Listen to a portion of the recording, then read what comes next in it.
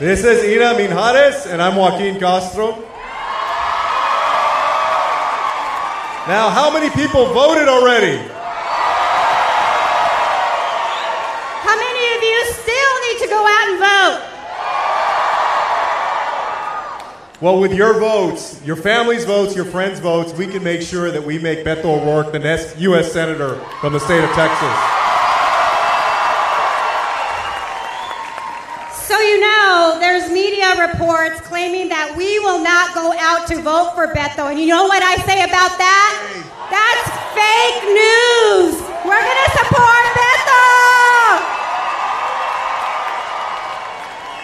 I served with Beto now for about 6 years in the U.S. Congress. He and I came in both in 2012, and during that time, I've seen him stand up for the people that he represents in El Paso. I've seen him fight to end dark money and big money in politics in the United States. I've seen him take on gerrymandering in Texas because the districts look all crazy. And to stand up for people who don't have health insurance in Texas. I want to tell you real quickly, y'all know that in San Antonio and in South Texas, for example, we have a lot of people that have diabetes. The cost of insulin has gone up 3 times in the last several years, yet politicians like Ted Cruz want to try to cut people's health insurance, and that's not right. I've known Beto since he was a city council in El Paso, Texas. Then became a congressman for the city of El Paso, and now he's going to be our next U.S. Senator. So San Antonio, are you ready to welcome him? Well then, please, we bring up the next senator from the state of Texas, Congressman Beto O'Rourke.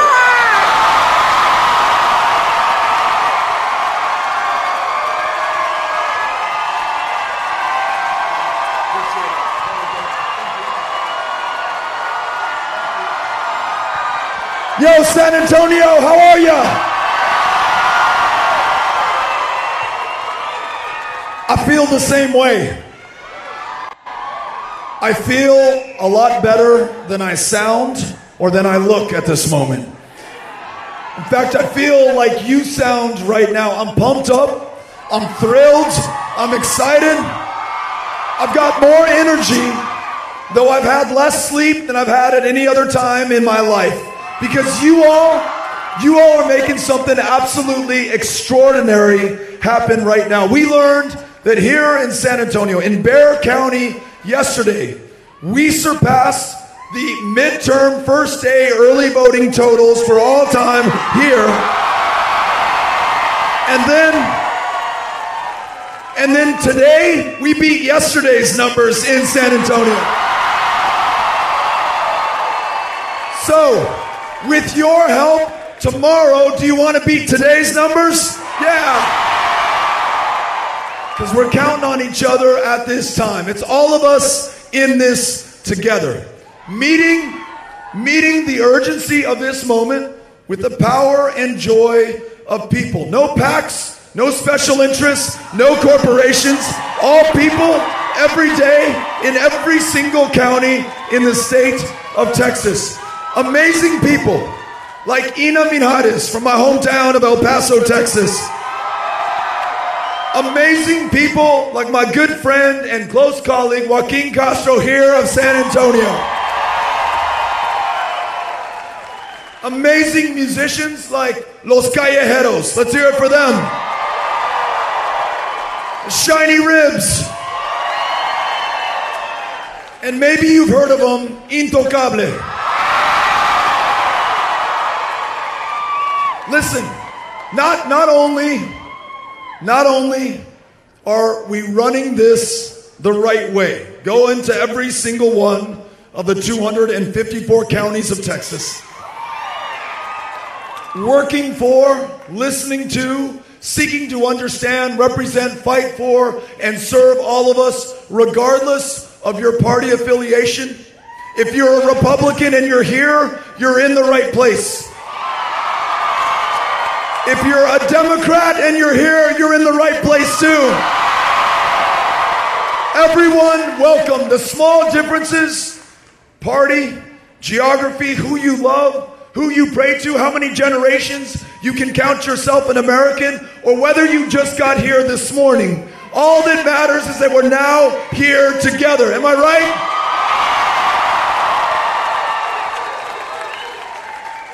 We're going to do this for everyone. And we're not only going to run it in the right way, we're going to win this in the right way so that we set ourselves up to deliver on the very high expectations that we have set for and by one another. Like this, going from the least insured state in the United States of America, where the #1 provider of mental health care services is the county jail system, where people with schizophrenia and bipolar disorder get arrested on purpose to get locked up so that they get taken care of, fed, clothed, housed, prescribed the psychotropic medications that they literally need to be able to stay alive. A state that sees us lose people to diabetes and the flu. Though we are the wealthiest, the most powerful country on the face of the planet, we understand the consequences of failing to be there by and for one another, perhaps better than any other people in any other state. And that's why we're going to lead the way on guaranteed, high quality, universal health care for every child, every woman, every man, in every single place. Primary health care, specialty health care, mental health care, and in a state that is at the epicenter of a maternal mortality crisis, 3 times as deadly for women of color, a state that has shut down so many of its family planning clinics, that we made it too hard for too many to get that cervical cancer screening, to see that family planning provider, to see any provider of any kind, that we're losing them here faster than almost anywhere else in the developed world. We also say that universal health care means every woman makes her own decisions about her own body and has access to the health care that ensures that she can. This state, this beautiful, bold, ambitious state, defined in part by the immigrants who have chosen us, those who have left their homes, their families, sometimes their comfort, their language, their culture, to start anew, strangers here in a strange land, trying to do better for themselves and their families, but also doing better for this country that they were called to and inspired by. Their very presence making us stronger and safer and more successful and, yes, more secure. What if we could share with our colleagues in the Senate, what if we could tell the people in other parts of the United States of America who do not live this beautiful life that we do here in San Antonio or in El Paso or in Texas, that there's nothing to be afraid of? We don't have to look at the border as a threat. No es una amenaza, es una oportunidad.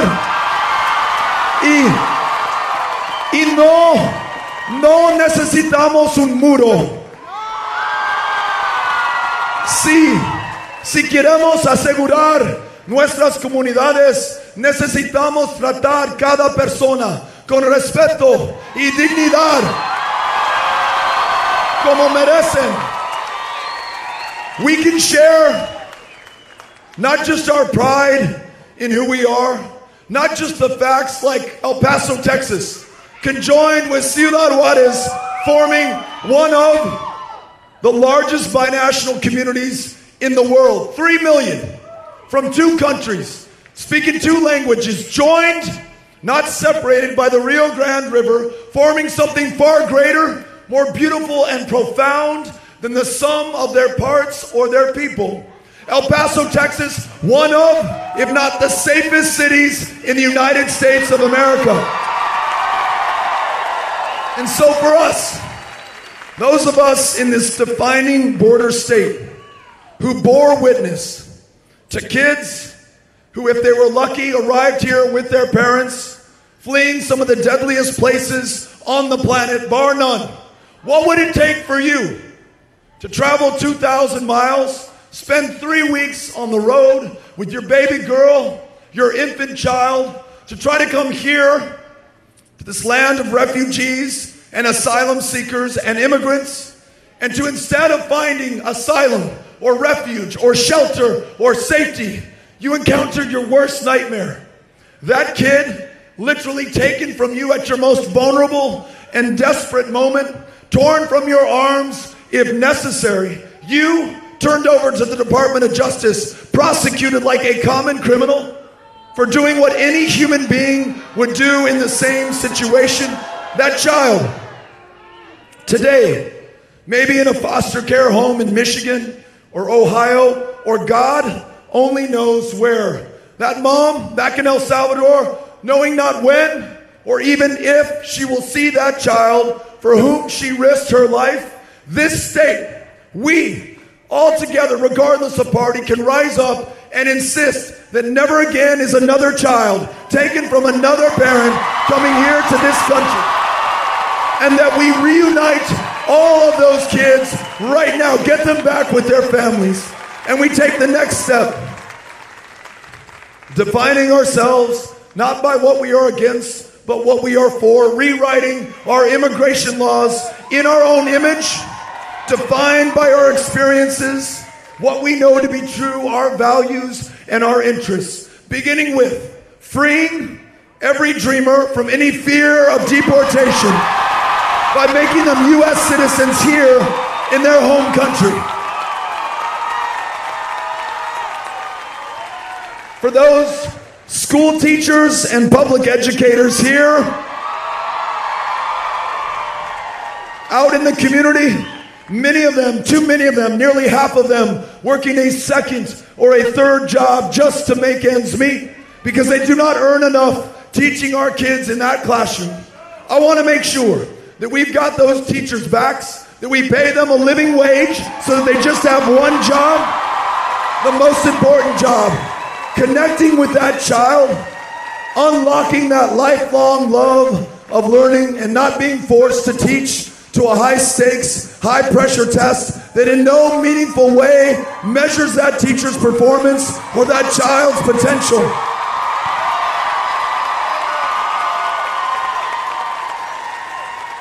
We can lead in this state on the issue of criminal justice reform. Acknowledge that a war on drugs has become a war on people. We could end the prohibition on marijuana, and we could expunge the arrest records of everyone arrested for a substance that is legal or decriminalized or medicinalized in most of the rest of the country. Make sure that not another veteran has to be an outlaw in the eyes of the law for wanting to take medicinal cannabis instead of an opioid. Make sure that not another young person, and if we're honest with ourselves about who we are locking up right now, not another young person of color is behind bars for something that's perfectly legal in other states in this country. Not another young person, when released, is going to have to check a box on an employment application form saying that they have a conviction, meaning that they will not get that job. Not another young person denied a Pell Grant because of one decision that they made in their lives, freeing everyone to live to their full potential, to be who they're supposed to be, to contribute to their maximum capacity. I know that we can lead on this. You give me the challenge, we are up to it. In a state that seriously debated the proposition that we were going to try to scare parents, freak you out about transgender kids coming into your child's bathroom. Though we know that transgender kids are more likely to be the victims and the perpetrators of any attacks in any schools.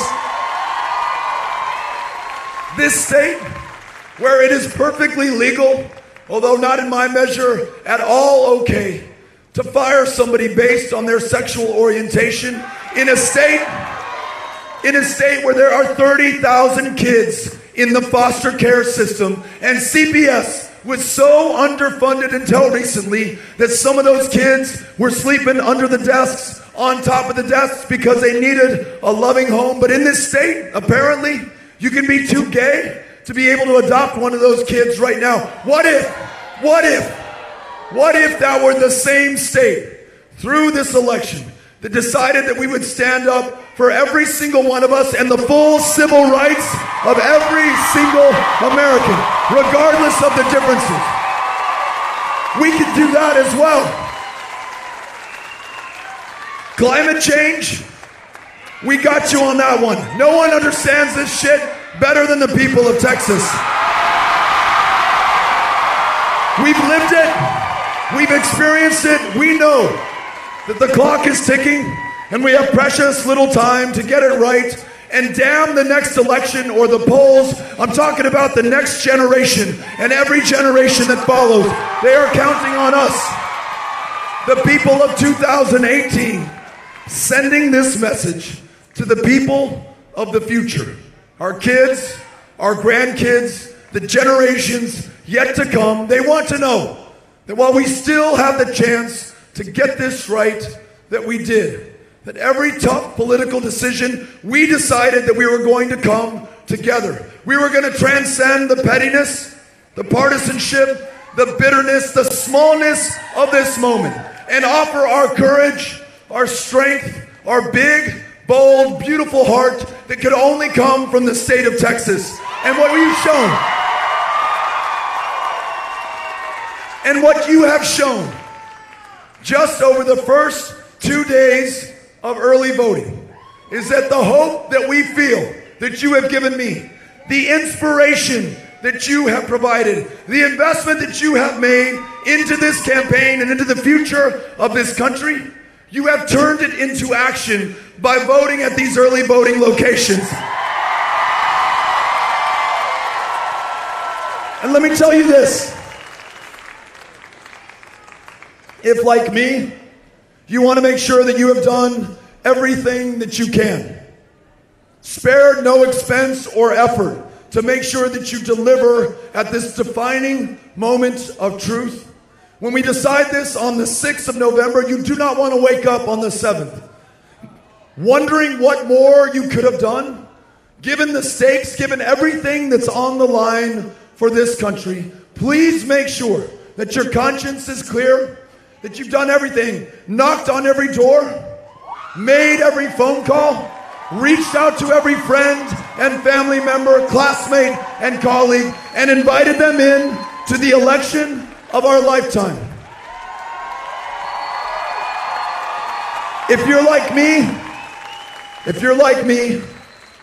on the 7th of November, the day after this is decided, you want to wake up with a glorious hangover from celebrating the victory of our lifetimes for this state, for this country, for this generation, and every generation that follows. Are you with me? Are you with me? I am with you. I'm with you, San Antonio, and we are going to do this.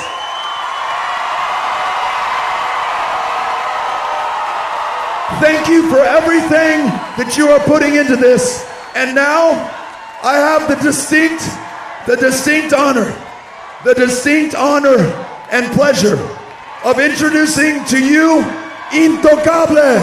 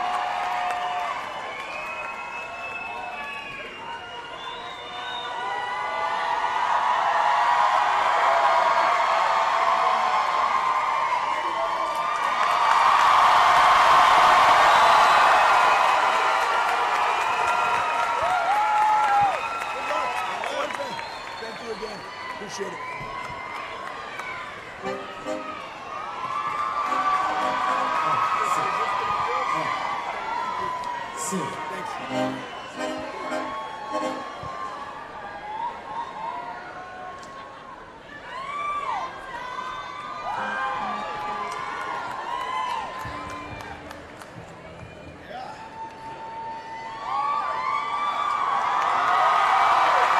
¿Cómo va la gente? Levanten la mano los que están felices esta noche. Los que están contentos esta noche. Esta es su fiesta y nosotros vamos a estar aquí un ratito con ustedes. Con todo cariño, con todo gusto. Mis amigas, mis amigos, intocables.